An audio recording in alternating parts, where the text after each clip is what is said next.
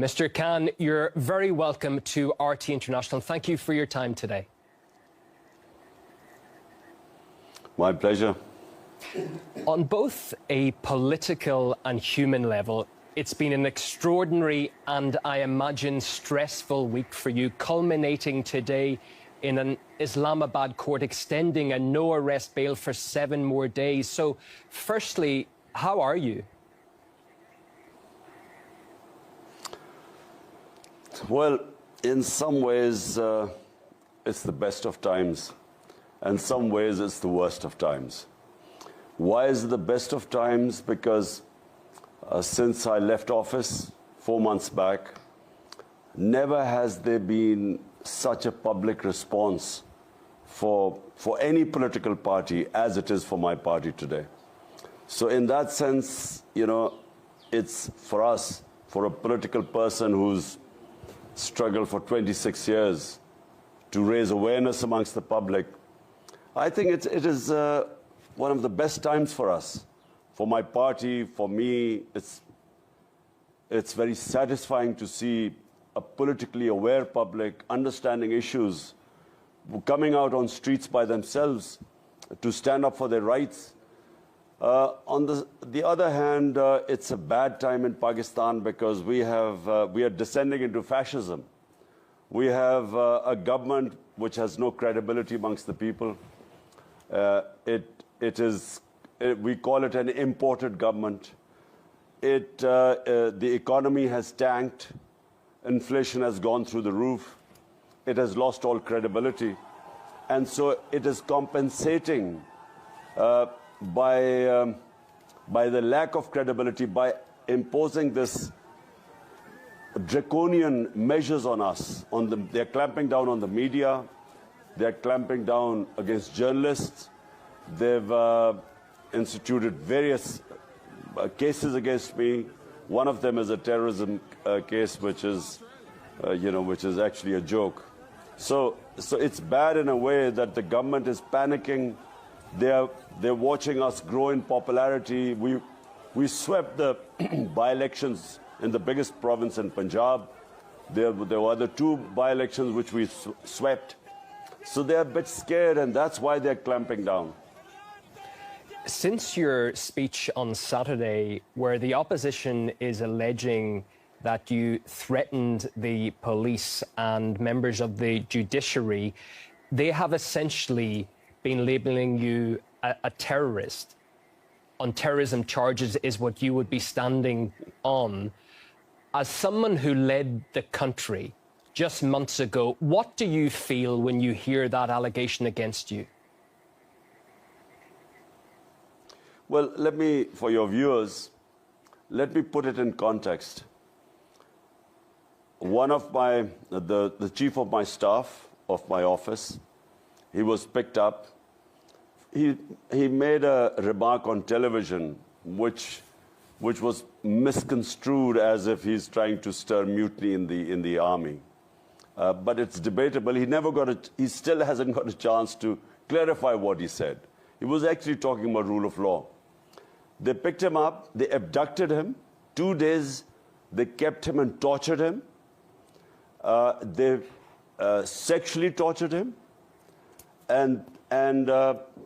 So what happened was that this report is now in the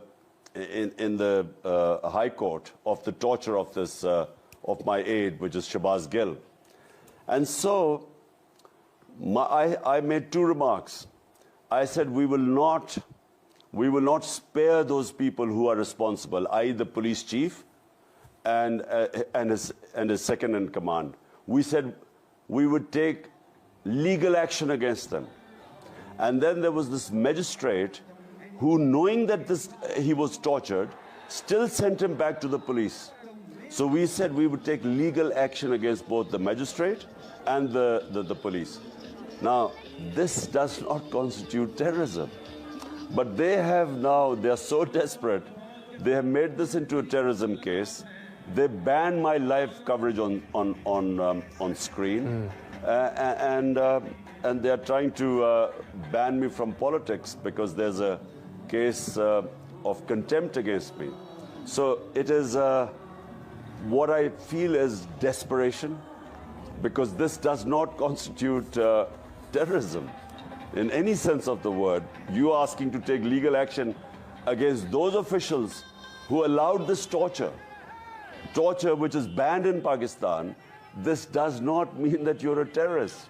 So, but it's their desperation.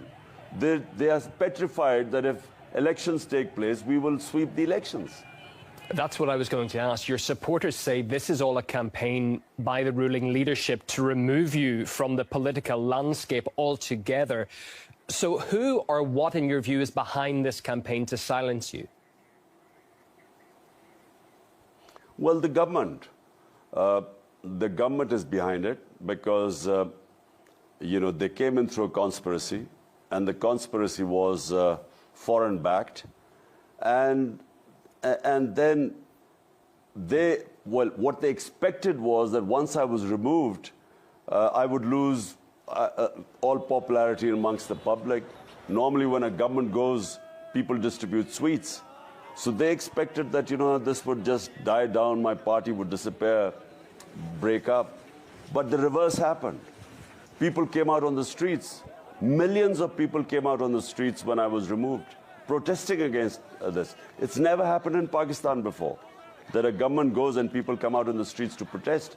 And then, as I said before, we had massive rallies.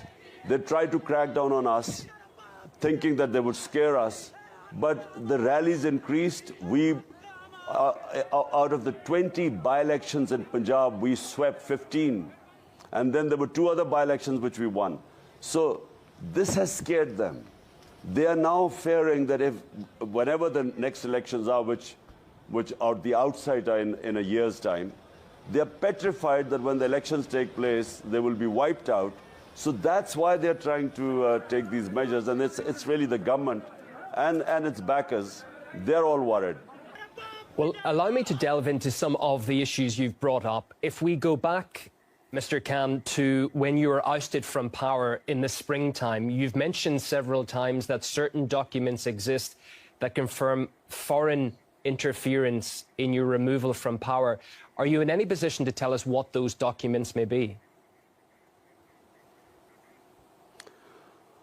Well, there's a cipher, that conversation between the Pakistan ambassador in Washington and the Under-Secretary of State of the US. There's a conversation between them where he threatens the Pakistani ambassador that unless I, Imran Khan, was removed as a prime minister in a no-confidence motion that still wasn't tabled as yet, that there would be consequences for Pakistan. And he cites the trip I took to Russia. He cites that as one of the reasons.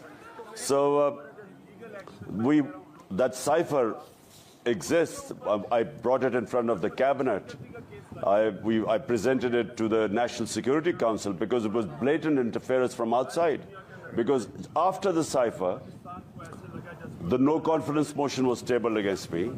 And then suddenly, members of my party started leaving, and our allies started abandoning us. And all is triggered off after that. The US Embassy was meeting members of our political party who were the ones who jumped ship first. And this is a few months before this happened. So the President of Pakistan has sent that cipher to the Chief Justice of Pakistan. And he's asked him to conduct an inquiry into this foreign interference, into this regime change. The West has made many attempts to pressure Pakistan to change its neutrality on the Ukraine conflict. Why do you think that bothers them so much? Isn't one of the main pillars of Western democracy the right to determine a national path, so countries like Pakistan can make their own choices in their own national interests? Well, look, countries' foreign policy must be for the benefit of their own public. 220 million Pakistanis elected me. My priority had to be what is good for them. their benefit, their rights, their interests. That has to be my priority. And so when I took the trip to Russia, and this was all the stakeholders were on board, the idea was that we would improve our relationship with Russia, and we would, we have trading links with Russia. We want to improve the trading links. We had already, there was a pipeline, a gas pipeline was being planned 5-6 years back before I came to power. So we wanted to cement that contract, and then we wanted to buy cheaper oil from Russia, as well as wheat, because we have to buy about 2 million tons of wheat. There's a shortage in Pakistan. But more importantly, at this time, when the commodity super cycle was taking place, when the energy prices were sky high, we wanted to buy cheaper Russian oil like India. India is buying 30 to 40% discount rate oil from Russia. So we want to do the same, because 100 million Pakistanis are vulnerable. 50 million below the poverty line, 50 million just above the poverty line. So when the prices go up, when inflation bites in Western countries, they just have a drop in their standard of living. In our country, people go below the poverty line. They can't have 2 square meals a day. So my interest was the people of Pakistan. And obviously this didn't go down well. Well, just a couple more points on that. Western countries are trying to isolate Moscow and make it a pariah. But the outcomes, I would suggest, are pretty negative for everyone involved when you sanction a country like Russia. The energy crisis in Europe now proves the point. Is that fair towards Russia? And why does the West attempt to drag Pakistan into this? You see, the problem, developing countries like ours, the problems we face, the biggest problem is that Western countries expect their problems to become our problems. So this is basically a European problem. It's not Pakistan's problem. What are Pakistan's problems? The Western countries don't consider their own problems. So for instance, there is a conflict between Pakistan and India about Kashmir. Since 1948, there's a UN Security Council resolution which makes Kashmir a disputed territory between Pakistan and India. And the people of Kashmir, through a plebiscite, were supposed to decide whether they wanted to be with India or Pakistan. And in the last 30 years, 100,000 Kashmiris have died in this struggle for independence. So whenever we go to world forums or we talk to the Western country leaders, we talked about what's happening in Kashmir, human rights abuses. India has taken away the statehood of Kashmir in 2019 August, and unconstitutionally, illegally, yet no one responds to this. No one thinks of sanctioning India, no one thinks of condemning India. Yet when this is a European conflict, forget about the morality of the conflict. But the fact is, it is not Pakistan's conflict. Yet they want us to take a position on this and condemn Russia. My point is that condemning Russia, you have to have the luxury to condemn countries on moral issues. We don't have that luxury. Condemning countries can cost our people a lot. It can push people below the poverty line. Therefore, we want the luxury to be neutral. And that's what we want, I think, and that's what India did. India is a strategic partner of the US, and yet it is trading with Russia.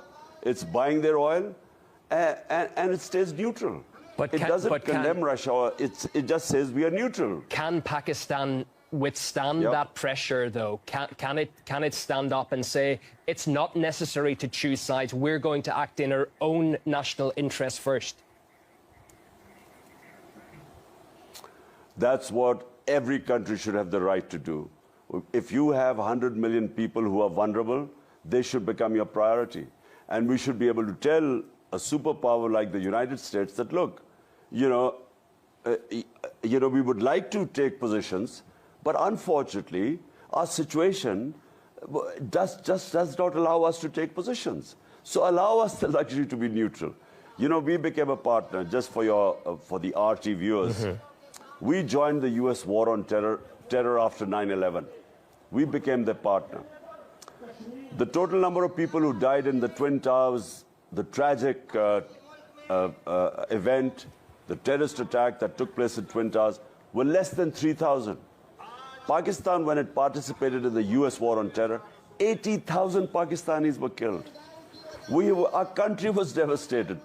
3.5 million people were internally displaced.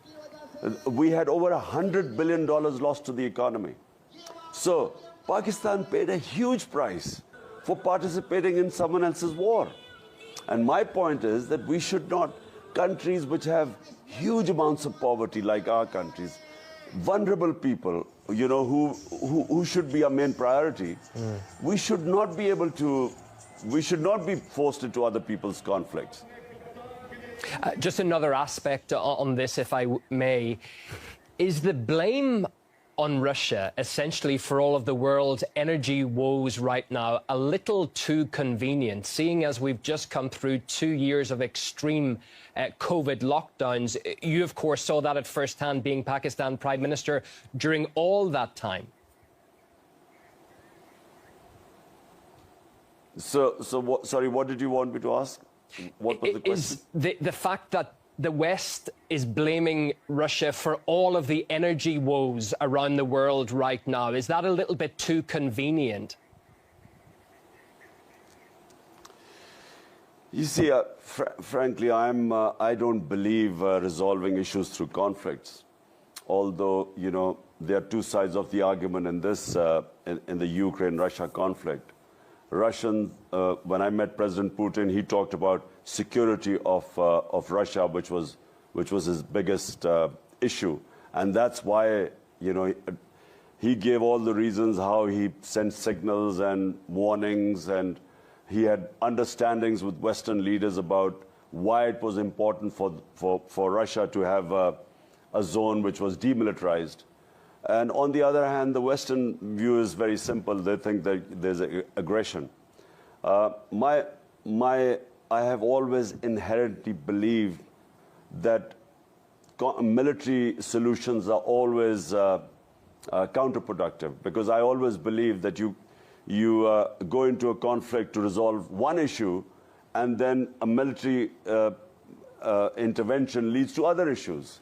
And so I've opposed basically the Iraq war, I opposed the war in Afghanistan, and I feel that, you know, it's not the way. But, you know, we want to stay out of it because there are 2 points of views. The one Russian point of view and one is the European point of view. And so people like us, countries like us, should have the luxury of staying out of it. You have been criticized for being too close to Russia and President Putin. How is your relationship now with Vladimir Putin? Well, I've only met President Putin twice. Once was at a conference in Bishkek, and the second time was this meeting. I didn't realize that when we would reach there, and the next morning when I was going to have my meeting with him, there would be this invasion in Ukraine. I didn't expect it. So, you know, I had a long chat with President Putin. My main interest is really our Pakistan relationship with Russia, because in the future, Pakistan can gain a lot from this relationship. And I repeat, we have our energy needs, gas. Secondly, oil from Russia. And then thirdly is wheat. Pakistan is a country of 220 million people, growing fast. And we have this shortage of wheat, which is, you know, as you know, is essential for basic staple diet of our population. So, yeah, my whole idea was cementing our relationship in these terms, in trading terms, mutually beneficial for both. Okay, if we can return to your situation now, sir, if you stand trial in the High Court next week and are convicted, you would be disqualified for life from politics, as no convicted person can run for office. But is going to court something you will have to do at some stage if you want to become Prime Minister again? Look, you know, I don't know how the court is going to do this. I mean, even any court, how are they going to convict someone for saying that they would take legal action against those responsible for perpetuating torture, custodial torture? It's banned. So how is anyone going to ban me on terrorism because I'm saying that there's custodial torture and we will take legal action against those responsible? That's exactly what I said. How can anyone be banned for this? How can anyone be even convicted for terrorism for saying that? So it's, I don't know what they will. I think if they go that far, I just think that there will be a huge commotion in the country. People are never going to accept it. You mentioned you were barred from the airwaves, sir. Does not having access to television, does that affect your fight and your supporters' fight greatly? Because I know your social media presence is huge, 17.5 million followers on Twitter, for instance. Do you need to be on television at all? Well, social media, you know, that's something which all fascist regimes that try to clamp down on information, it's very difficult for them to clamp down on social media. And they have tried. I mean, this government, during my speech, they tried to, they disrupted YouTube for a while because they'd banned me on television. So on YouTube, they tried to cause disruption. But it's very difficult. I mean, this lengths they will have to go to clamp down on social media is going to be very difficult.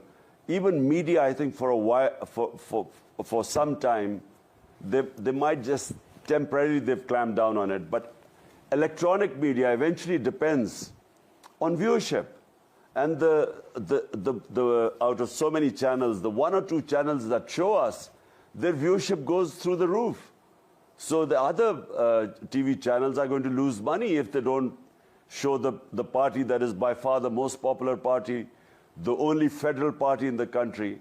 It's just not, you know, commercially it won't make sense to them. So I don't think it's the government is in a fix. They're panicking, and in panic they're taking these ridiculous fascist measures. But this is no solution.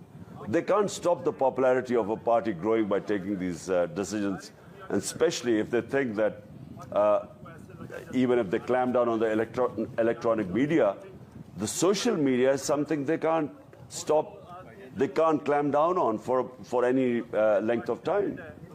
What will you do next week if that bail does not change and you're being forced to go to court? Will you go? Well, I have to go to court. I have got now this hearing on the 30th, so yes, I'll be going to court. Look, all my life, let me just say, all my life, I have always stayed within the law. In politics, I've been for 26 years. I have always, all my protests, everything have between the limits of the law and limits of the Constitution. Because I am a constitutionalist. I'm a Democrat. And I don't believe that, you know, you should go outside the Constitution, because then you open up a Pandora's box. And so what they're doing right now is trying to corner me in this case. They will find it very difficult, because the people of this country have known me for 50 years. I mean, before I joined politics, I was one of the top sports stars in this country for 2 decades. So they know me for a long time. So it's not going to be very easy for them just to ban me. It's, you know, people won't accept it. You've called the whole process leading Pakistan into, it looks like a banana republic from the outside. What did you mean by that? Well, I mean, for a start, what they did with my chief of staff, Shahbaz Gill, you don't just, and he, you know, he's an assistant. He was an assistant professor in an American university. So he was just picked up, abducted, and tortured and then sexually abused. So this, I mean, doesn't happen in civilized societies. But the worst thing is that, when I wanted to have legal proceedings against the police and those who were responsible, they then slapped this terrorism case on me. This doesn't happen in a civilized society. So that's what I meant by a banana republic. We're descending these guys, this government of crooks. By the way, 60% of the government is on bail, on corruption charges. So they're so desperate that they are taking all these measures, which is taking Pakistan and making it into a banana republic. But are you not concerned that the amount of your followers on the streets constantly is going to make that situation worse? Look, I mean, if they take a ridiculous step, how would I know what the followers would react? But all I know is that the night they were going to come to arrest me, thousands of people just appeared outside my house and surrounded my house. And not just there, in cities, thousands of people just came out on the streets. So, because they know, I mean, the people know what is going on. The level of political awareness is so much because of social media, because of the mobile phone. Everyone knows what's going on. So the response was immediate. The moment my arrest warrants came out, the response just was immediate in the streets. So, if they go the same direction, I can't say what will happen, but I feel that there will be immense, huge, unprecedented street protests. And do you think that the current government is going to try something else to clamp down on your supporters, to silence those people? Well, they already have, on 25th May when we were conducting a peaceful protest. I mean, the sort of clampdown, they put thousands of people in jail. They raided people's houses at night. It's never happened before. It was like as if we were terrorists. It was a peaceful protest. And when I was in government 3.5 years, there were 3 times they were sort of sitting in Islamabad against my government. We never stopped anyone. We never charged any people. We never put people in jail. But this government, on 25th of May, which was a black day for us, they really, they injured people. 2 people died. So many people got injured. And they put people in jail. It was a proper clampdown. So that's desperation. And just finally, because you've been very good with your time, how do you see this playing out? By what you've been saying, you're not going to stand down. From the uptick in the opposition's reaction, they don't look as if they're going to. Sir, how does this play out in your opinion? There is only one solution. At the moment, our economy has gone down. We have unprecedented inflation, what is called the consumer price index. When we were in power, and remember, this is despite the commodity super cycle all over the world, ours was 16%. Today, the consumer price index has crossed 42%. So inflation has gone through the roof. People are hurting. The electricity prices, when the electricity bills came, there are protests going all over Pakistan. People can't afford electricity. It's again more than doubled since we left. In 4 months, it's more than doubled. So the inflation has hit the sky. Economy is tanking. Our exports are going down. There's unemployment now because the industries are closing because of these heavy costs and unpredictability. So the only solution where Pakistan is today are free and fair elections. Nothing else is going to resolve this problem. There's political instability in Pakistan, which means that the economy won't stabilize. Economic stability depends on political stability. And right now, our economy is tanking. No one knows what's going to happen in the 1 month, 2 months from now. Okay. And so the only solution, as I repeat, is only solution to get political stability are free and fair elections. Well, we thank you greatly for coming on RT International and sharing your views with us today. Imran Khan, former Prime Minister of Pakistan, thank you for your time and your thoughts.